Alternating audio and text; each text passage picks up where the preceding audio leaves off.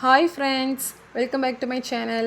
நம்ம இன்னைக்கு எல்லாருக்கும் ஆல் டைம் ஃபேவரட்டான ரவா கேசரி எப்படி செய்யறதுன்னு தான் பார்க்க போகிறோம். இந்த ரவா கேசரி ரொம்பவே சாஃப்டாக பஞ்சு மாதிரி வாயில் வச்சதும் நல்லா கரைஞ்சிரும். நீங்கள் இந்த மெத்தடில் ட்ரை பண்ணி பாருங்கள், ரொம்பவே சூப்பராக வரும். நார்மலாக கேசரி செய்கிறது ரொம்பவே ஈஸி, ஆனால் அதோட மெஷர்மெண்ட் மட்டும் நம்ம தெரிஞ்சிருச்சுன்னா ரொம்ப பர்ஃபெக்டான கேசரி எல்லாரும் பண்ணலாம். வீடியோக்கு போகிறதுக்கு முன்னாடி நம்ம சேனலை சப்ஸ்கிரைப் பண்ணாதவங்க சப்ஸ்கிரைப் பண்ணிக்கோங்க. கூடவே பக்கத்தில் இருக்கிற பெல் சிம்பளையும் கிளிக் பண்ணிக்கோங்க. ஃபஸ்ட்டு இந்த ரெசிபி பண்ணுறதுக்கு ஒரு பேனில் 1 கப் அளவுக்கு ரவை சேர்த்துக்கோங்க. இப்போது ஸ்டவ்வை லோ ஃப்ளேமில் வச்சு ஒரு 5 நிமிஷத்துக்கு இதை வறுத்துக்கணும். வறுத்த ரவை நீங்கள் யூஸ் பண்ணால் கூட இந்த மாதிரி ஒன் டைம் நீங்கள் வறுத்துட்டு செஞ்சால் தான் இந்த ரெசிபி வந்து நல்லாயிருக்கும். இப்போது கிட்டத்தட்ட 5 நிமிஷம் ஆயிடுச்சு. நம்ம ரவையும் நல்லா ரோஸ்ட் ஆகி வந்துருச்சு. இப்போது இதை வேறு பிளேட்டுக்கு மாற்றிட்டு இது ஒரு ஓரமாக வச்சுருங்க.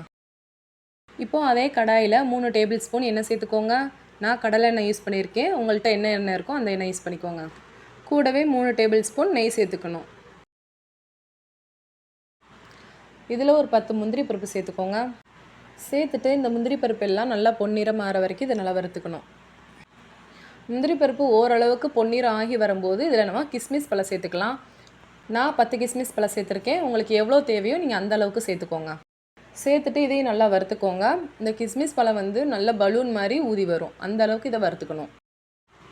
இந்த அளவுக்கு முந்திரி பருப்பும் கிஸ்மிஸ் பழமும் வறுத்ததுக்கப்புறம் ஒரு சின்ன பவுலில் இதை சேஞ்ச் பண்ணி வச்சுருங்க. நம்ம கடைசியாக இதை கேசரியோடு சேர்க்கணும். இப்போ மிச்சம் இருக்கிற இந்த எண்ணெய் நெய்யிலேயே நம்ம வந்து கேசரி செஞ்சுக்கலாம். இப்போது இதில் தண்ணி சேர்த்துக்கலாம். நீங்கள் எந்த கப்பில் ரவை எடுத்தீங்களோ அதே கப்பில் 3 கப் அளவுக்கு தண்ணி சேர்த்துக்கணும். சேர்த்துட்டு இந்த மாதிரி எண்ணெயும் தண்ணியும் ஓரளவுக்கு மிக்ஸ் ஆகி வர மாதிரி லைட்டாக மிக்ஸ் பண்ணி விட்டுக்கோங்க. தண்ணி இந்த மாதிரி கொதிச்சு வந்ததுக்கப்புறம் இப்போ கேசரி பவுடர் சேர்த்துக்கலாம். உங்களுக்கு கேசரி பவுடர் சேர்க்க விருப்பம் இல்லைன்னா நீங்கள் தாராளமாக ஸ்கிப் பண்ணிக்கலாம். அதுக்கு பதிலாக குங்குமப்பூவை 1/2 மணி நேரம் தண்ணியில் ஊற வச்சு நீங்கள் அதை கூட சேர்த்துக்கலாம். அது இன்னும் நல்லா கலர் கொடுக்கும். இப்போ தண்ணி இந்த அளவுக்கு நல்லா கொதிச்சு வரும்போது நம்ம ஏற்கனவே எடுத்து வச்சுருந்த ரவையை இப்போ இது கூட கொஞ்சம் கொஞ்சமாக சேர்த்துக்கலாம். ஒரு சைடு இந்த மாதிரி ரவையை சேர்த்துட்டு இன்னொரு சைடு இந்த மாதிரி கலந்து விட்டுக்கிட்டே இருக்கணும். இதோ இந்த மாதிரி பண்ணும்போது தான் கொஞ்சம் கூட கட்டிப்படாமல் அந்த ரவை அப்படியே வரும். எல்லா ரவையும் சேர்த்தாச்சு. ஒரு 2 நிமிஷத்துக்கு மீடியம் ஃப்ளேம்லேயே வச்சு இந்த மாதிரி கலந்து விட்டுக்கிட்டே இருக்கணும். பாருங்கள், ரவை இப்போவே வந்து கெட்டி பதத்துக்கு வந்துருச்சு. இந்த ரவை வந்து நல்லா தண்ணியை உறிஞ்சிட்டு நல்ல க்ரீமியான பதத்துக்கு வரணும். அந்தளவுக்கு இதை நல்லா கலந்து விட்டுக்கணும். இப்போ இந்த ஸ்டேஜில் நம்ம நெய் சேர்த்துக்கலாம். நம்ம ஆல்ரெடி 3 டேபிள் ஸ்பூன் நெய் சேர்த்துருந்தோம். இப்போ ஒரு 3 டேபிள் ஸ்பூன் நெய் சேர்த்துக்கலாம். சேர்த்துட்டு இன்னும் நல்லா கைவிடாமல் இதை நல்லா மிக்ஸ் பண்ணி விட்டுட்டே இருங்க. இதோ இந்த மாதிரி ஓரளவுக்கு கேசரி பக்குவம் வந்துருச்சு. நம்ம இந்த ஸ்டேஜில் நம்ம சர்க்கரை சேர்த்துக்கலாம். நான் 1 கப் அளவுக்கு சர்க்கரை சேர்த்துருக்கேன். 1 கப் ரவைக்கு 1 கப் சர்க்கரை கரெக்டாக இருக்கும்.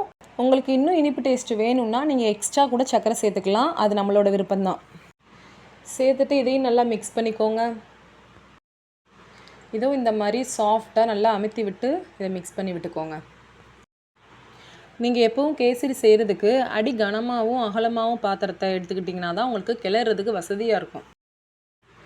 சர்க்கரை நல்லா மெல்ட் ஆகி வந்ததுக்கப்புறம் நீங்கள் இதில் ஏலக்காய் தூள் சேர்த்துக்கோங்க. உங்கள்கிட்ட ஏலக்காய் தூள் இல்லைன்னா 4-5 ஏலக்காவை இந்த மாதிரி நுணுக்கிட்டு சேர்த்துக்கோங்க. நான் 1 ஸ்பூன் ஏலக்காய் தூள் சேர்த்துருக்கேன். சேர்த்துட்டு இந்த மாதிரி நல்லா மிக்ஸ் பண்ணி கலந்து விட்டுக்கோங்க. கேசரி எப்போ பண்ணாலும் எண்ணெயும் நெய்யும் சேர்த்தே தான் நம்ம வந்து இந்த ரெசிபி செய்யணும். ஏன்னா எண்ணெய் சேர்த்தா தான் ரொம்ப நேரம் ஆனாலும் இந்த கேசரி வந்து கெட்டிப்படாமல் இருக்கும். கடைசியாக நம்ம ஆல்ரெடி வறுத்து வச்சுருந்தா முந்திரி கிஸ்மிஸ் பழத்தை இதோட சேர்த்துக்கலாம். சேர்த்துட்டு இந்த மாதிரி நல்லா அதையும் மிக்ஸ் பண்ணி விட்டுக்கோங்க. இப்போ பாருங்கள், நம்ம சேர்த்த எண்ணெய் நெய்யெல்லாம் நல்லாவே பிரிஞ்சு வந்திருக்கு. இது வந்து கரெக்டான பதம்.